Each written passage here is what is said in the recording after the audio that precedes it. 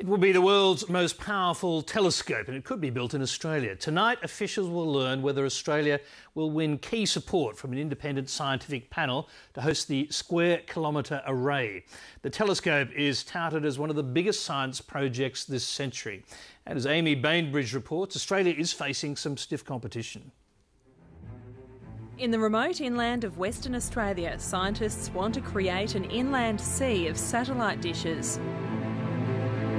The Square Kilometre Array would cover 3,000 kilometres. Thousands of antennas linked electronically would allow scientists to see 10 times further into the universe than ever before, using a radio telescope. We'll be looking at objects 13 billion light years away, or 13 billion years old. We'll be looking at some of the first objects in the universe forming. We'll be able to track the whole history of cosmic evolution. We'll be able to answer questions like, what is the nature of dark matter and dark energy? I mean, this will create all sorts of interesting developments in computing, in engineering, and obviously it may have other spin-offs that we don't even know about yet.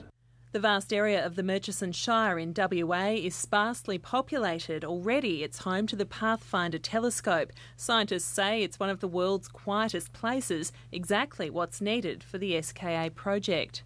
The great enemy of radio astronomy is people, because people make radio noise. They make radio interference, whether it's through cars or mobile phones or TVs. They generate all this radio frequency interference that can drown out the very feeble signals from the cosmos. And to make all this work, Australia will need to build a computer 100 times faster than any existing computer. All the signals from all those telescopes has to be brought back, and the data communications is equivalent to 10 times the global internet traffic today. Senator Chris Evans will head a delegation to China and Italy, leaving this Saturday to promote Australia's bid. Australia is up against the South Africans, who say the telescope should be built in their Karoo Desert.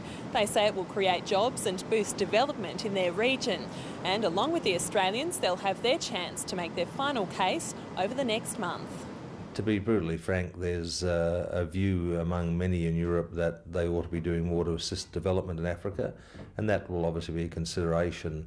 I suppose our answer to that is you want to make sure that you've got the best possible outcome to get the best possible scientific results from the project.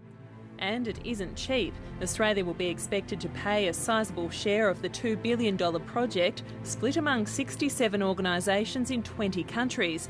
Perhaps what will make the most sense to those worried about how their taxes are being spent is this: the chance of detecting life in another galaxy. So we could, in principle, detect radiation from advanced civilizations.